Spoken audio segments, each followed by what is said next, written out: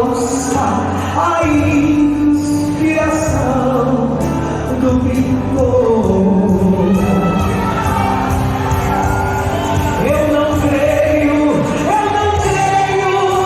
no Cristo vencido, cheio de amargura, sem gratidão.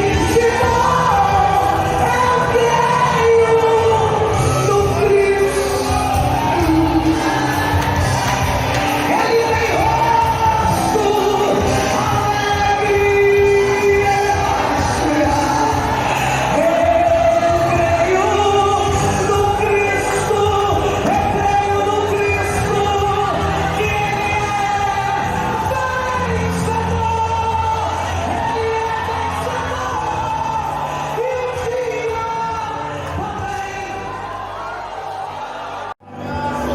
Queria saber como era o seu rosto, embora eu sinta que era muito lindo, inspirava e não dei confiança e dava a todos o gozo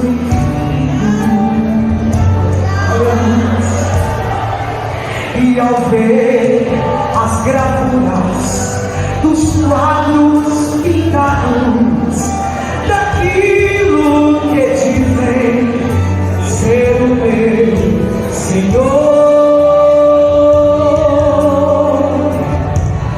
o meu ser não aceita o Cristo da tela, é falsa a inspiração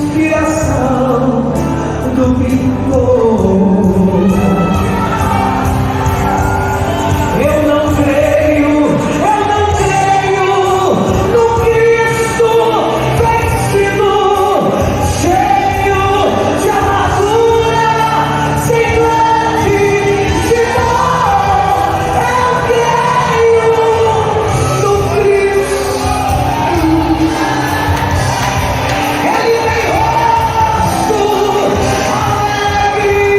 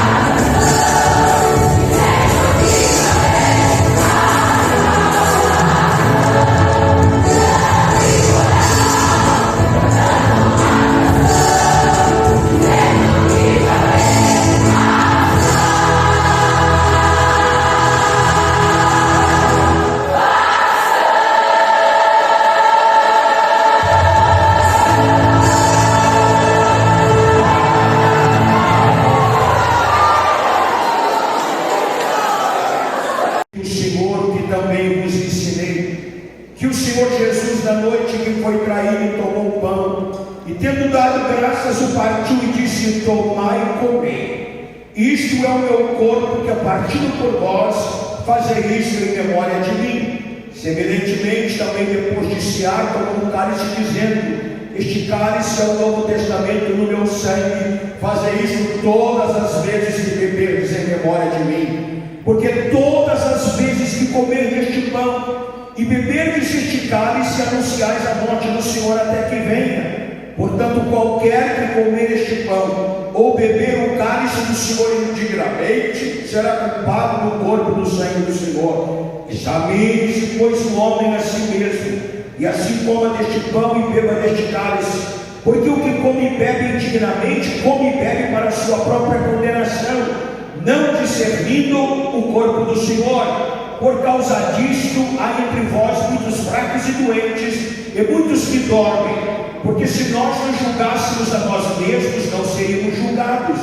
Mas quando somos julgados, somos repreendidos pelo Senhor, para não sermos condenados com o mundo. Portanto, meus irmãos, quando vos ajuntais para comer, esperai uns pelos outros. Mas se algum tiver fome, coma em casa, para que vos não ajunteis para a condenação. Quanto às demais coisas, ordená-las-ei quando for ter convosco. A primeira coisa que eu encontro aqui, irmãos, quando Paulo lhe descreve o que é a Santa Ceia, ele mostra para mim e para você, quando você vier para a ceia, o que eu vou fazer na ceia hoje. Você não vem na ceia para olhar o cabelo da irmã, você não vem na ceia para olhar a gravata do pastor. Tem que ter propósitos. Qual é o meu propósito? O que eu vou fazer na Santa Ceia? A Santa Ceia é a maior reunião da igreja, é a reunião da comunhão, é a reunião da alimentação espiritual, é a reunião que você vai repartir o pão e vai repartir. Se você vem na ceia e não reparte o pão, você não vem na ceia. É muito importante você compreender isso. Então, a Santa Ceia, em primeiro lugar, irmãos, é uma revelação. Diga revelação. Paulo diz: porque eu recebi do Senhor. Ele não recebeu do sinédrio judaico em Jerusalém, ele recebeu do Senhor. Então aqui este dia de hoje é o dia da revelação. Revelação que vem de Deus, porque eu recebi do Senhor. E tudo indica, irmãos, que a Santa Ceia que Jesus fez com seus discípulos, faltava pouco para ele ir na cruz, a hora estava chegando. Ele ia se entregar na cruz como o Cordeiro perfeito de Deus, para a minha salvação e para a sua salvação, para nos livrar da condenação, para tirar a condenação que estava sobre mim e sobre você. Só ele podia fazer isto. Foi durante a noite. E agora Paulo fala, irmãos, olha como Paulo, ele detalha, disse: porque o Senhor Jesus, na noite que foi traído, diga a noite da traição.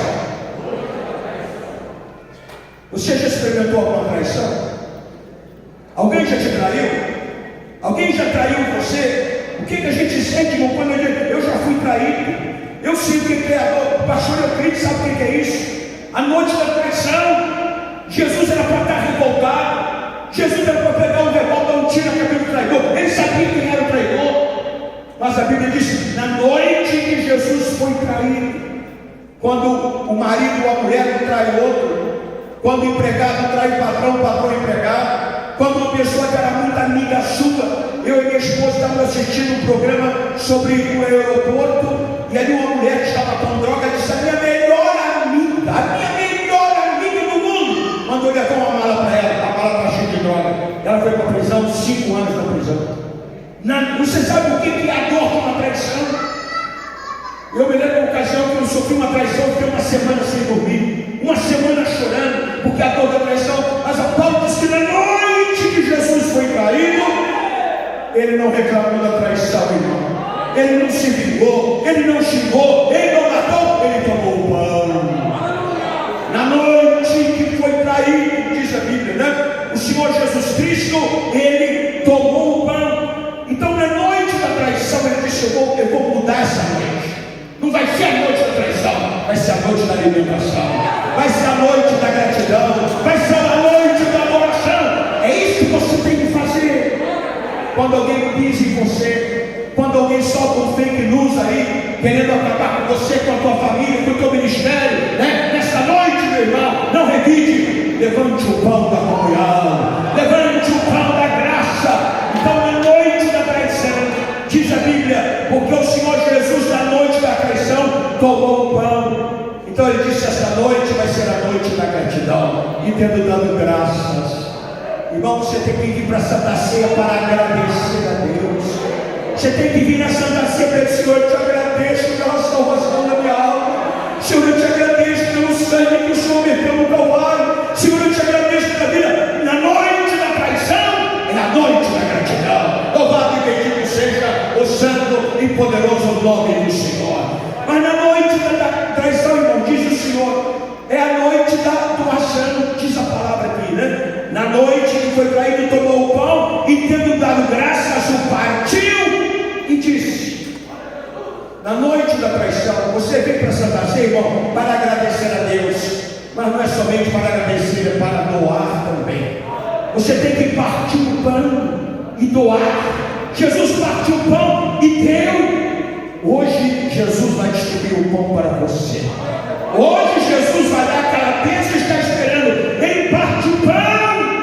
Nós cantamos, a orquestra cantou: como o pão do céu desceu. O pão vivo de Deus, o pão da salvação, o pão da libertação. Jesus partiu o pão. Quando você vem para a igreja, você tem que partir o pão. O que significa isso, irmão João? Partir aquilo que Deus tem te dado.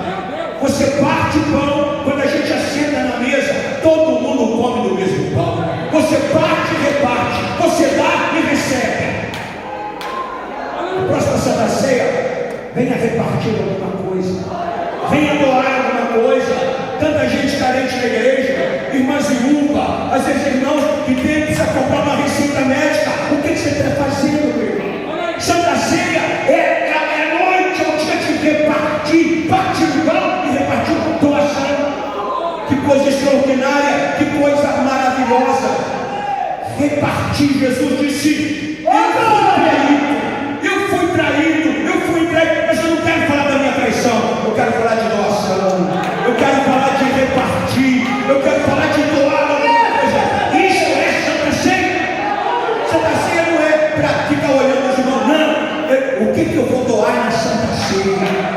A nossa igreja, essa igreja está abrindo igreja, tem missionários, tem ação social da igreja. Faça a tua parte, celebre a Santa Ceia doando. E quando você doa, irmão, a Bíblia diz: lança o teu pão sobre as águas, porque diz o Senhor, depois de muitos dias o acharás. Então, irmãos, é a noite da doação. Mas Jesus disse, né? Paulo fala assim: e tomando o pão, partiu e disse: tomai e comei. A Santa Ceia, irmãos, é a noite da alimentação. Quem quer comer o pão de Deus aqui hoje?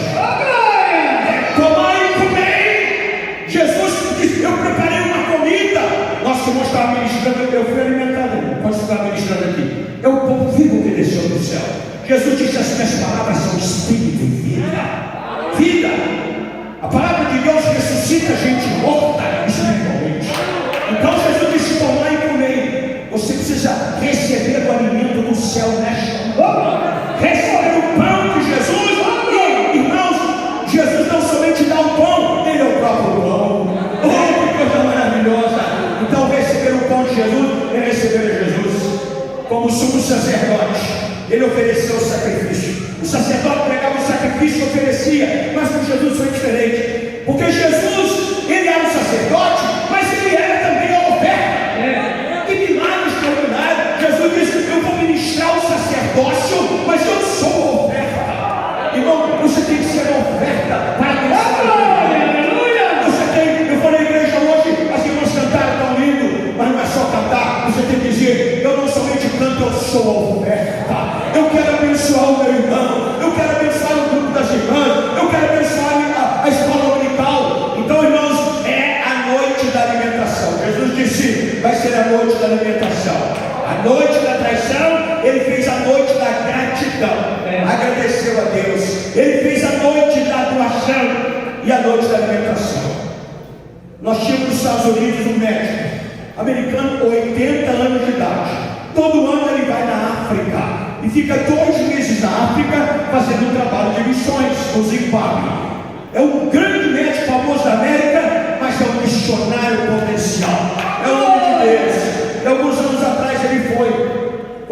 que é médica também. Quando chegaram lá na primeira semana, ele caiu doente.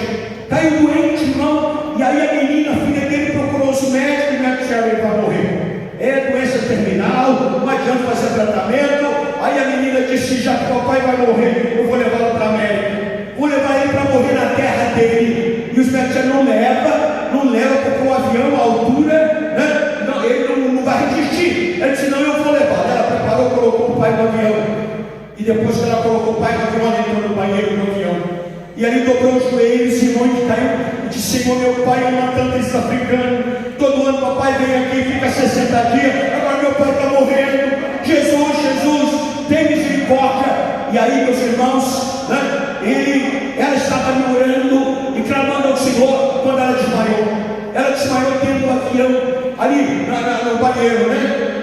E ela não sabe quanto tempo ela ficou desmaiada. De repente alguém bateu na porta. Quando bateu na porta, ela abriu, ela estava chorando, eram dois rapazes. Os rapazes olharam para ela: você está passando mal? Está sentindo mal? Não, não estou passando mal. Meu pai está passando mal. Meu pai está morrendo. Meu pai é médico, missionário, que vem aqui todo ano. E naquele momento, então, irmãos, os rapazes disseram: seu pai é médico? Papai é médico.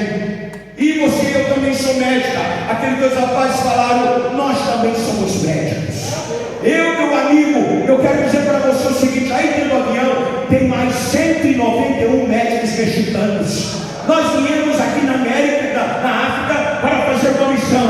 Fique tranquila, eu, meu amigo e os outros 191 médicos vamos cuidar do seu pai. Irmãos, o que é isso? Quando você doa, Deus mandou 193 médicos para cuidar de um homem. Quando você doa, alguém vai cuidar de você. Você não vai ficar desamparado. O governo está me ajudando. Não se preocupe. Deus é o Deus que cuida de cada um de nós.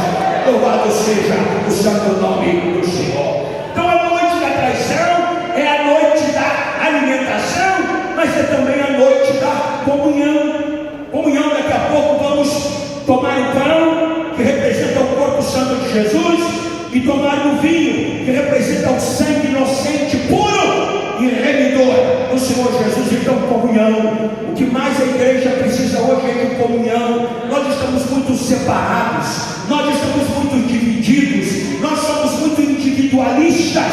Precisamos sentar na mesma mesa, comer o mesmo pão, dar, repartir, impartir. Jesus disse: a noite da traição está doendo em mim, mas vai ser a noite da comunhão. Vamos tomar e comer, vamos nos alimentar diante do Senhor. Comunhão. E a Bíblia diz, irmãos, que Pedro e João subiam juntos ao templo, na hora da oração, na hora nona. Nós precisamos andar mais juntos. Jesus disse para os discípulos: vocês subam para Jerusalém e fiquem lá juntos, unanimemente juntos. Precisamos nos ajudar mais, precisamos comungar mais. Então Jesus disse: a noite da traição é a noite da comunhão. Louvado e bendito seja o santo nome do Senhor. Mas a noite da traição é também a noite da memorização. Jesus, Paulo fala assim, né? Ele tomou o pão e ele disse: este é o meu corpo que é partido por vós. Fazer isto em memória de mim. Diga: memória. Ele toma o pão e diz: fazer isto em memória de mim. Depois ele toma o cálice e disse: tomai e bebei em memória de mim. Então, meus queridos irmãos, Santa Ceia é para você lembrar que Jesus ainda vive, que Jesus vive na palavra, que Jesus é o teu Salvador, que Jesus pagou o preço. Faça isto em memória de mim. Então, Santa Ceia, você vai lembrar do sacrifício perfeito de Jesus no Calvário. Você vai lembrar do corpo dele que foi vituperado. Ele foi humilhado, ele deixou o trono da glória, ele não deixou de ser Deus, mas esvaziou-se da natureza divina para tomar a natureza humana e para ser o nosso Salvador. É isso que você precisa lembrar. Faça isto em memória de mim. A noite da traição é a noite da memorização e também é a noite da redenção. Quando disse: este é o sangue que eu derramei por vós para a remissão dos vossos pecados. Mas é interessante a gente compreender que a Santa Ceia também foi a noite da proclamação. Diga: proclamação. Diz aqui a palavra do Senhor desta maneira, desta forma. O Senhor está dizendo aqui, né? Porque todas as vezes, porque o que comem, porque o que comem e bebem indignamente, come e bebe para a sua própria condenação, não discernindo o corpo do Senhor. Versículo 26, porque todas as vezes, diga, todas as vezes, toda Santa Ceia é um dia de proclamação, toda Santa Ceia é um dia de declaração da verdade. Veja o que Paulo fala, porque todas as vezes que comerdes este pão, anunciais a morte do Senhor, até que venha. Jesus se suicidou na cruz, irmão? Não. A morte do Senhor, o que significa? O perdão dos nossos pecados. A morte do Senhor, o que significa? O véu foi rasgado de cima e embaixo. Lembrei a morte do Senhor, o que simboliza a morte de Deus para mim? Eu era pecador, não sou mais. Eu estava perdido, não sou mais. Eu ia para o inferno, agora vou para o céu. Lembra da morte do Senhor. Não como um suicida. Jesus não foi um louco que se deu. Ele, irmãos, a Bíblia diz que derramamento de sangue não pode haver remissão do pecado. Lembrai a morte do Senhor, e aí ele fala: quando você celebrar a Santa Ceia, Paulo está dizendo, quando a igreja se reúne, vamos anunciar: Jesus morreu pelos meus pecados, Jesus me amou, a morte do Senhor fez que ninguém podia fazer, a morte do Senhor me comprou para Deus, a morte do Senhor me livrou da perdição eterna, a morte do Senhor me trouxe vida, Ele morreu para que eu vivesse. Lembrar a morte do Senhor. E agora ele falou outra verdade: quando a igreja se reúne para a Santa Ceia, ela anuncia a morte de Jesus, a redenção, o sacrifício perfeito do Senhor, mas anuncia a vida dele também, até que ele venha. Jesus vai voltar, irmão? Jesus vai voltar ou não vai? Quem foi que disse que ele vai voltar? Quem foi que disse que ele vai voltar? Fala para mim. Só ele falou? Irmão, 1845 vezes na Bíblia, comece a estudar sobre a Bíblia, fala sobre a volta de Jesus. Eventos do Antigo Testamento falam da vida de Jesus. Quando Noé entrou na arca com a sua família, ali fala do arrebatamento. O dilúvio vem, mas a família foi arrebatada. Quando Elias e Eliseu, no Rio Jordão, Elias foi levado no carro de fogo, simboliza o arrebatamento de Jesus vai voltar. Preste atenção, irmão. Os reis falaram que Jesus vai voltar. Os profetas falaram que ele vai voltar. Os levitas falaram que ele vai voltar. Preste atenção. João, Lucas, Marcos e Mateus falaram que ele vai voltar. Olha quanta gente está falando, não é possível. Se o pastor Euclides viaja, e aí o vice-presidente diz: pastor Euclides vai chegar dia tal. Aí o pessoal do louvor: pastor Euclides vai chegar. 20 pessoas falam: será que ele vai chegar? Com Jesus foi a mesma coisa. Os apóstolos falaram, Pedro falou que ele vai voltar, Judas falou que ele vai voltar, Tiago falou que ele vai voltar, João falou que ele vai voltar, Paulo fala mais vezes: Jesus vai voltar. Não é possível tanta gente falando, ele não vai voltar. Os anjos falaram que ele vai voltar. Anjo mente, irmão? Anjo não mente, demônio mente. Quando estava ali no Monte das Oliveiras, pessoal da Galileia, porque Jesus nasceu na Judéia, mas foi criado na Galileia, o outro lado do mar, eu estive lá. E ali então, estava ali os varões galileus, quando de repente a nuvem da glória de Deus desceu, e Jesus começou a ser elevado na nuvem da glória de Deus, retornando ao céu. Ele se apresentou depois que ele morreu, ressuscitou 40 dias, apresentando provas infalíveis que ele estava vivo. E os apóstolos falaram: nós comemos com ele, nós bebemos com ele. E agora então, o pessoal da Galileia, que conheciam Jesus, olha, ele está sendo voltando, ele está subindo. Aí os anjos apareceram, os anjos chegaram e disseram: varões galileus, por que vocês estão olhando para o céu? Este mesmo Jesus, que dentre vós está sendo levado, ele vai voltar, ele vai voltar, Jesus vai voltar. Daqui a pouco, quando o pastor Euclides ministrar na Santa Ceia, quando você tomar o pão, Jesus vai voltar. Quando você tomar o vinho, Jesus vai voltar. A Bíblia diz que o judeu descia de Jerusalém para Jericó. Jerusalém ficava no alto, Jericó embaixo. No meio do caminho foi apanhado pelos salteadores. Os salteadores vão roubar tudo quanto aquele judeu tinha. E diz a Bíblia: não somente mais espancaram ele, espancaram meu irmão, no meio da estrada, ensanguentado, estava de coma. Descia naquela estrada o sacerdote. O sacerdote disse: eu não quero saber, eu não me envolvo. Descia o levita: eu também não quero saber. E aí a Bíblia diz que descia o samaritano. E quando o samaritano veio no cavalo, que ele chegou perto do judeu, o judeu estava morto. Estava morto? Estava morto o judeu, sim ou não? Diga: quase morto. Eu quero dizer para você o seguinte, porque você não sabe, mas essa igreja aqui, a nossa Ministério de Belém, tem chegado em alguns lugares onde as pessoas estão quase mortas. Não é verdade, pastor? Estão quase mortas, irmão. Eu vou falar um negócio aqui, você não sabe, mas aqui nessa igreja tem gente que quando o pastor chegou estava quase morta. Quase morta, estou vivendo hoje por causa da graça de Deus. Então a Bíblia diz que aquele samaritano, havia diferença entre samaritano e judeus. Samaritano não podia frequentar o templo de Jerusalém. Samaritano tinha um templo na montanha de Gerizim, diz a Bíblia. Não é verdade? E ele tinha aquele problema, mas o samaritano não quis saber, era um judeu. Era uma alma que ele estava, era uma pessoa que estava morrendo. Então o que ele fez? Na hora ele saltou do cavalo, ele pegou o vinho e deu o vinho para que não me estava ferido. Ele pegou o azeite, passou nas feridas e depois agora eu vou fazer um tratamento com você. Você vai no meu cavalo, eu vou a pé. Irmão, Santa Ceia é para você doar. Santa Ceia é para você ajudar. Santa Ceia é para você socorrer alguém que está morrendo. Talvez lá no bairro que você mora tem alguém morrendo, você está indiferente. Tem alguém se acabando e você está indiferente. E a Bíblia diz que aquele samaritano pegou o judeu, colocou no cavalo e levou para a hospedaria. A hospedaria é uma figura da igreja. E ele chamou, diz a Bíblia, que ele ficou uma noite com ele. No outro dia, ele chamou o hospedeiro. A hospedaria não é figura da igreja. O hospedeiro é o pastor. Ele tirou o dinheiro. Irmão, tirou o dinheiro. Santa Ceia, você tem que trazer o seu dízimo para Santa Ceia. Você tem que trazer a sua oferta para Santa Ceia. Se você vem nascer no duonário, você não vem nascer. Desculpa, pastor, estou falando a verdade que o senhor está mandando. Santa Ceia é noite de doação.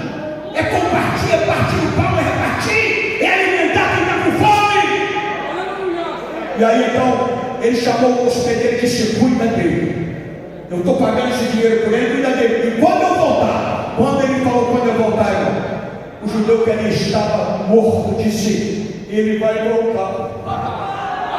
O meu Salvador vai voltar. Aquele que me tirou da morte vai voltar. E quando eu voltar, eu quero abraçar meu irmão. Jesus vai voltar. Jesus vai voltar. E a Bíblia diz que quando ele voltar, os judeus vão perguntar: que marcas são essas nas tuas mãos? Que marcas são essas no teu lado? Jesus vai voltar com a forma humana. Jesus não vai ser uma nuvem branca, como o Roberto Carlos canta aí, não. Ele vai voltar na forma humana. Os judeus vão ver a marca dos cravos, vão ver a marca da lança do soldado romano que feriu o corpo de Jesus. Jesus foi açoitado. Jesus recebeu cusparada no rosto. Jesus recebeu chicoteada. Jesus recebeu blasfêmia. Ele foi insultado, coisa que você nunca passou, nem eu. Ele fez isso tudo, irmãos, para a nossa salvação. Jesus vai voltar, né? E o maior testemunho: profetas, reis, sacerdotes, levitas, eventos do Antigo Testamento, os apóstolos, evangelistas, todos falaram que vão voltar. Mas o maior testemunho, irmão, ele disse: eu voltarei para vós, eu te chamo dele. Preste atenção, a Bíblia fala que Jesus viria. Todos falaram, os profetas profetizaram. Isaías profetizou, vários profetas falaram que ele viria. Ele veio ou não veio? A primeira vez ele veio ou não veio? Irmão, todas as profecias de Jesus se cumpriram literalmente. Ele seria entregue à mão dos pecadores, ele seria preso, ele seria vendido. Tudo cumpriu, irmão. Se cumpriu da primeira vez, a segunda vez vai cumprir também. Então a reunião de Santa Ceia é a reunião da proclamação. É a reunião da proclamação. Agora, a Santa Ceia, meus queridos irmãos, deve ser também a reunião da conscientização. O que eu vou fazer na ceia? O que me conscientiza? O que fala dentro de mim? Não é uma liturgia barata, Santa Ceia. Não é uma coisa banal. Como não. É uma reunião grave. É uma reunião séria. É uma reunião que você tem que dizer como Davi: sonda, meu Deus. Mergulha dentro de mim. Eu vou na Santa Ceia para receber uma investigação de Deus da minha vida. E aí Paulo fala desta maneira. Ele disse: examine-se, pois, o homem. Examine-se, pois, o homem, né? Para quê? Para entender, né? Mas quando somos julgados, você tem que fazer um autoexame. Estou na Santa Ceia. O que está acontecendo na minha vida? Eu preciso orar mais. Eu preciso ser mais santo. Eu preciso pagar o meu dízimo. Examine-se, pois, o homem. Em nome de Santa Ceia, irmão. Não é o pastor que vai fazer, é você que tem que fazer. É você que tem que orar para dentro de você. Como é que foi este mês de fevereiro? Como é que foi o mês passado? Eu preciso ser melhor que o é um exame pessoal. O pastor não vai examinar a tua vida, é você, na luz da verdade bíblica. A palavra de Deus é a fonte da verdade. A palavra de Deus é a fonte da iluminação. A palavra de Deus é a fonte da sabedoria. A palavra de Deus é a fonte da instrução. A palavra de Deus é a fonte da santificação. A palavra de Deus é a fonte da purificação. Nós já estás limpos pela palavra que está falando. Está entendendo? Então, irmão, é a noite de quê? Da conscientização, da investigação. E eu estou terminando. Louvado e bendito seja o santo nome do Senhor. Então Paulo está dizendo: examine-se, pois, o homem a si mesmo. Antes de você tomar o pão, Paulo disse: primeiro tem que fazer um exame. Examine aí. Eu falei mal aquela palavra para minha esposa. Então antes de tomar a Santa Ceia, peça perdão ao Senhor. Examine-se, pois, vamos dar uma olhada. Aquele negócio que eu fiz não foi muito direito. Examine-se, pois, o homem. Depois que vocês viram, Paulo disse que é proibido tomar. Não, você pode tomar a ceia. Você pode participar do pão do vinho, mas faça um exame antes. Examine-se, pois, o homem. Paulo diz a si mesmo. Não é examinar a mulher, não é examinar o marido, examina ele e a mulher ele. O pastor examina ele e você examina você. Examine-se, pois, o homem a si mesmo, e assim coma deste pão e beba deste cálice. Próxima vez que vier para a Santa Ceia, estuda aqui o que Paulo fala sobre as lições que nós aprendemos na Santa Ceia. Eu vou dizer para você: quando você mergulhar profundo na palavra, a tua vida vai mudar. Vai mudar para melhor. Você vai vir diferente na ceia deste vento, porque você entendeu a essência da Santa Ceia. Louvado e bendito seja o nome do Senhor. Mas a palavra de Deus é clara. O Senhor Jesus diz: Paulo, semelhantemente, também depois de cear, tomou o cálice, dizendo, né? Este cálice é o novo testamento no meu sangue. Irmãos, diga comigo: o sangue de Jesus tem poder. Sangue de Jesus tem poder. Por que o sangue de Jesus tem poder? O diabo exigiu o sangue de todo mundo que morria, o diabo exigiu o sangue. Mas o sangue de Jesus ele não pode exigir. Por quê? Porque o sangue de Jesus é sangue inocente. Porque o sangue de Jesus não tem pecado. Porque o sangue de Jesus é o cordeiro perfeito. Então, irmão, você precisa entender que quando você tomar o vinho, é o sangue poderoso de Jesus. É o sangue inocente do Senhor. Eu me lembro de uma moça no Rio de Janeiro. Eu morava no Rio de Janeiro e aquela jovem ela morava sozinha. E um camarada olhou. Ela morava sozinha, se eu botar a casa da moça. E ela ia para a igreja. E um dia ela foi para a igreja e ela foi, né, depois que veio da igreja, chegou na sua casa, se preparou e o camarada entrou antes. Ele arrombou uma janela, entrou antes da casa daquela irmã, se escondeu debaixo da cama e disse: eu vou esperar aquela turma, quando ela dormir, eu vou atacá-la e fazer o que eu quero. E aí a moça chegou em casa, ela tomou uma alimentação rápida e dobrou os joelhos e na oração disse: Senhor, cobre-me com teu sangue. Jesus, me cobre com teu sangue. E o camarada embaixo da cama: que coisa cobrir com sangue? Que negócio é esse? E aí, irmão, ela deitou na cama, passou mais ou menos uns 15 minutos, ele disse: acho que ela já está dormindo, eu vou atacá-la. Aí ele saiu debaixo da cama, quando ele saiu da olhou nela, ela estava coberta de sangue. Que sangue é aquele? É o sangue de Jesus. Sangue de Jesus, irmãos, é o sangue que foi vertido dos nossos pecados. Sangue de Jesus, nós somos comprados por preço de sangue.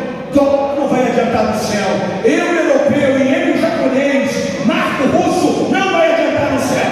É o preço do sangue. O sangue de Jesus. Sabe o que a Bíblia fala? A Bíblia diz assim: temos redenção e perdão através do sangue. Você foi redimido, resgatado. Alguém pagou o preço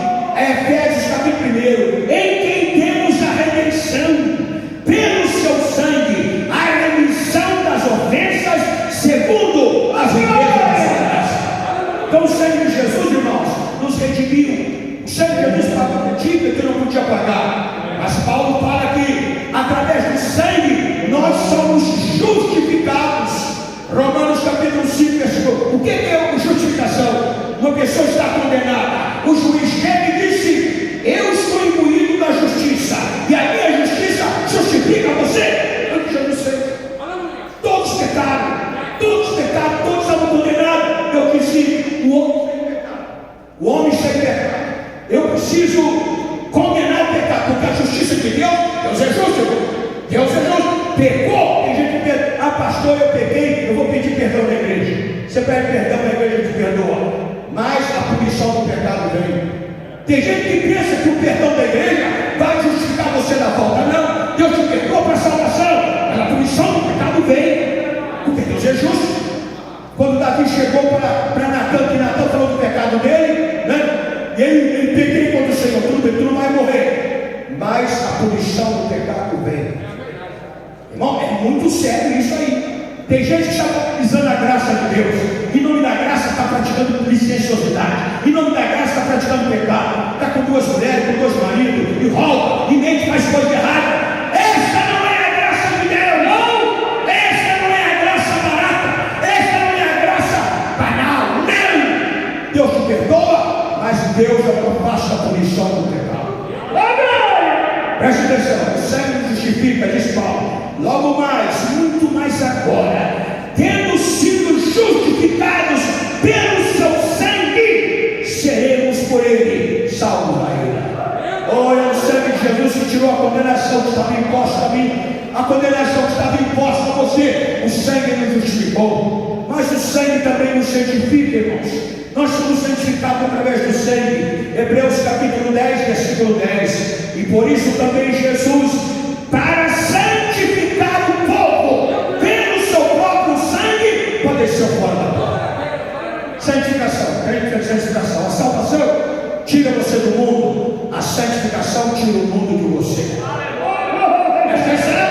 Eu e você temos uma natureza, pode assim, os desejos que estão na nossa carne. A carne tem desejo, pode os desejos que estavam, não, é no presente. Eu tenho uma natureza espiritual boa e tenho uma natureza espiritual má. Qual é a natureza que está prevalecendo na sua vida? Então Paulo disse que a santificação, ele diz, por isso Jesus, para santificar o povo pelo seu próprio sangue. Não é a CTV que vai justificar, não é pagar o dízimo que vai te justificar, que vai te santificar, é o sangue poderoso do Senhor. Mas a Bíblia diz que o sangue também nos purifica. 1 João capítulo 1, versículo 7. Mas se andarmos na luz, como ele na luz está, temos comunhão uns com os outros. Irmão, para você ter comunhão com o seu irmão, você tem que estar na luz. Deus é luz. Não há nele treva nenhuma, não tem nada escondido em Deus. Deus é transparente, irmão. Se andarmos na luz, andar significa um exercício diário. Andar é como você anda todo dia, em Deus você tem que andar todo dia. Se andarmos na luz, como ele na luz está, temos comunhão uns com os outros, e o sangue de Jesus Cristo, seu Filho, nos purifica de todo pecado. Quando você anda na luz da verdade, na luz da palavra de Deus, né? Lâmpada para os teus pés, a tua palavra de luz, para iluminar o meu caminho. Aí, irmãos, nesta luz te dá comunhão. Está todo mundo da comunhão. Hoje nós estamos da comunhão, a mesa da comunhão, o pão da comunhão, o cálice da comunhão. Nós temos que andar na luz, e ao andar na luz, o sangue de Jesus nos purifica de todo pecado. É um mistério, são ações sobrenaturais do sangue de Cristo. É isso que é a Santa Ceia. Quando você tomar o vinho, o sangue de Jesus está me lavando, o sangue de Jesus está me purificando, o sangue de Jesus está me fortalecendo. Será que o sangue tem poder? A Bíblia fala de uma mulher que sofreu uma hemorragia. Ela sofreu, irmãos, uma hemorragia que durou 12 anos. Ela perdia sangue durante 12 anos. Tratou com os médicos, não para o tratamento, não tem cura. Era condenada pela lei, era condenada pela religião, era condenada pela sociedade. Família abandonou, os médicos se enganaram. Aquela mulher tinha uma menstruação que nunca parou, 12 anos. Tinha sido rejeitada na cidade. Jesus chegou e disse: vou fazer um milagre no meio da rua. Essa mulher está sendo pisada aqui, vou levantar. E aí, irmão, o problema daquela mulher era sangue, né? Era sangue, doença no sangue, uma hemorragia, uma menstruação. E a Bíblia Sagrada declara que aquela mulher, ela quando viu que Jesus chegava, aí, irmão, a fé reflexionou. Você tem que vir para a culto a palavra, porque a tua fé vai reflexionar. A fé reflexionou, ela disse: eu nem vou falar para ele o meu nome, eu nem vou contar para ele a minha história, eu só quero tocar nele, porque se eu tocar eu vou ser milagre. Irmão, você não precisa falar com o pastor qual é o teu problema. Toca em Jesus. Toca pela fé em Jesus. E a Bíblia diz que é o que ele entrou no meio da multidão. Sai para lá, sua imunda, empurrada e cotovelada. Não encosta em mim. Mas ela não desistiu, porque a fé não desiste. A fé não é charré. Ela foi. Jesus sabia de tudo que estava acontecendo. Até que ela estendeu a mão. Quando estendeu a mão, ela tocou na orla sacerdotal de Jesus. Quando tocou, o poder de Deus manifestou, ela foi curada. Jesus disse: quem foi que me tocou? Quem me tocou? Disse assim: todo mundo te toca. A multidão, as crianças, todo mundo. Jesus disse: não, alguém me tocou com uma grande fé. Alguém me tocou porque eu senti que me saiu o poder, saiu virtude para operar o milagre. Aí a Bíblia diz que aquela mulher daí se prostra. Ela cai no chão. Fui eu, Senhor, 12 anos desamparada, 12 anos com problemas interiores, 12 anos discriminada, 12 anos abandonada, 12 anos condenada, 12 anos rejetada, mas quando te toquei, eu recebi o milagre. Jesus vira para aquela mulher e diz para ela: filha, chama de filha. Por que Jesus chamou ela de irmão? Tudo que está escrito na Bíblia tem significado. Agora, você estuda a Bíblia, né? Tem gente que não estuda mais a Bíblia, tem gente que vem para a ceia não traz a Bíblia, tem gente que não lê a Bíblia todo dia, tem que ler a Bíblia todo dia. Lê na tua casa, lê com a tua família, lê na escola dominical, lê na ceia, tem que ler a palavra. Jesus chamou ela de filha por quê? Presta atenção. O problema daquela mulher é sangue. Eu pergunto a você: o sangue do pai está no filho? O sangue da mãe está no filho? Jesus está perguntando: o problema é sangue. Eu te chamo de filha porque a partir de agora eu pego meu sangue e injeto em você. Diga assim: revelação do sangue. Revelação do sangue. Nós estamos unidos aqui debaixo do sangue de Jesus. Esta igreja é a igreja completa com sangue. Nós entendemos o poder do sangue. É isso que precisa entender qual é o verdadeiro significado da Santa Ceia. Mas outro benefício do sangue: nós temos paz através do sangue. Colossenses capítulo 1, versículo 20. E Deus, havendo por ele feito a paz pelo sangue da sua cruz. É o sangue de Jesus Cristo, nosso Pai. Não, o problema do Brasil não é problema econômico. O problema do Brasil não é problema político. O problema do Brasil não é problema econômico. O problema do Brasil é espiritual. Aí eu preciso orar mais pelas autoridades. O problema do Brasil: a igreja não vai resolver o problema do mundo. A igreja tem que orar. Tem que orar pelo Brasil, porque é o sangue de Jesus que traz a paz. E pelo seu sangue, havendo feito a paz, por meio dele reconciliar-se consigo mesmo todas as coisas, tanto as que estão na terra como as que estão no céu. Mas a Bíblia diz que pelo sangue de Jesus nós temos a vitória. Apocalipse capítulo 12, versículo 11.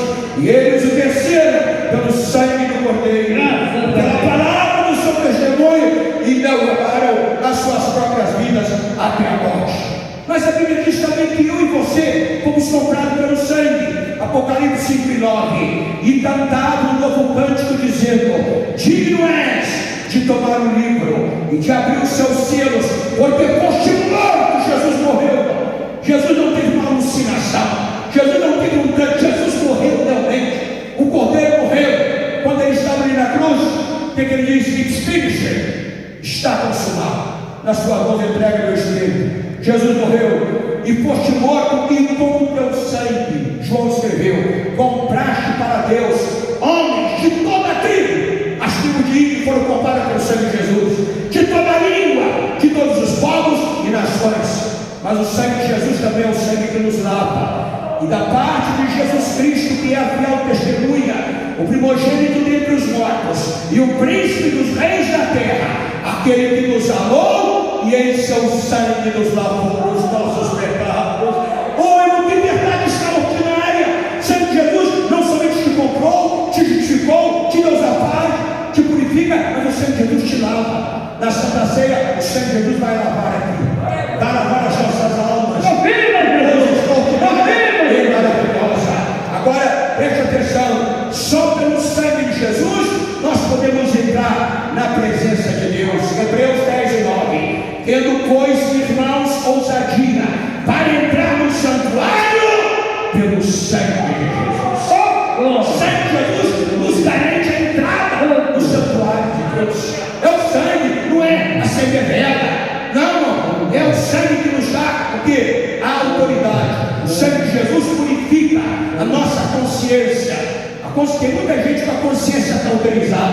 Tem muita gente com a consciência morta. Tem muita gente com a consciência condenatória. Tem muita gente que não sabe lidar com a sua consciência. Pegue o sangue para entrar na tua consciência. Diga: Jesus, lava minha consciência. Diz assim a palavra de Deus: quanto mais o sangue de Cristo, e pelo Espírito eterno se ofereceu a si mesmo, imaculado a Deus, purificará as vossas consciências das obras mortas, para servirdes ao Deus vivo. Então, o sangue de Jesus, irmãos, ele purifica a nossa consciência. Sua consciência está cauterizada, sua consciência está perturbada, você não trabalha direito, você não dorme direito, você não se alimenta direito, precisa do sangue de Jesus. Você sai das obras mortas e entra na ação sobrenatural do Espírito, e entra diante do Senhor para ser abençoado pelo Senhor. E terminando, a palavra de Deus declara que o último sinal da terra do Egito, quando Deus chega e diz para Moisés: Moisés, eu tenho aqui, eu vou terminar, vou acabar com o politeísmo aqui no Egito. Porque no Egito era uma terra que adorava um Deus. Faraó era um Deus. Faraó, irmão, Deus precisou mandar alguém. Quando Deus mandou Moisés: Moisés, eu estou te mandando diante de Faraó, não estou te delegando o poder, você vai chegar diante dele como Deus. Você vai chegar, porque Faraó só falava com Deus. Ninguém conversava com Faraó, ele era um Deus. Mandava construir templos em nome dele. Era uma coisa tremenda. E aí, então, irmãos, a guerra no Egito foi a guerra dos deuses falsos contra o Deus verdadeiro. Você vai dizer: Israel, o Senhor é o teu único Deus. Não há outro Deus além do nosso Deus. Esse Deus que está aqui nesta manhã é o Deus que é dono de você. Deus é o dono de tudo. Deus é o dono da tua roupa, do teu óleo, do teu sapato, do teu carro, da tua casa, da tua mulher. Deus é o dono de tudo.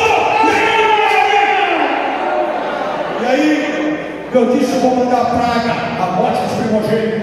Mas aí disse: Senhor, e o teu povo? Aí Deus disse: ordena, instrui que cada família deve matar um cordeiro, e o sangue daquele animal deve pintar a janela, parte da janela ou parte da porta, porque no dia 14 do mês de Nisan, que é o mês de abril, o anjo da morte vai passar, e aonde ele não vê o sangue, ele vai entrar e vai tirar a vida do filho primogênito, até dos animais.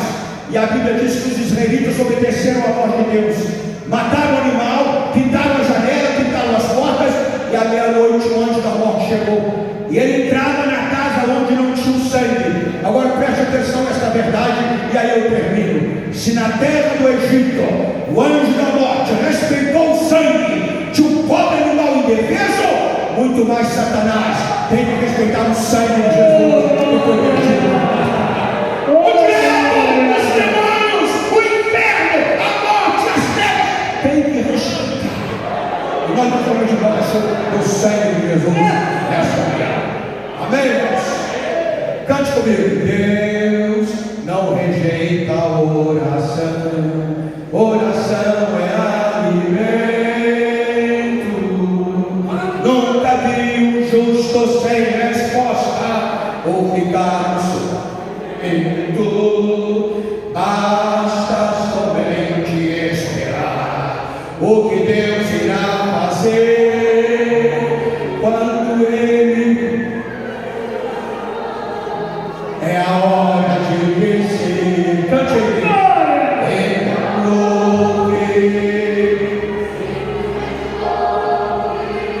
tá chorando,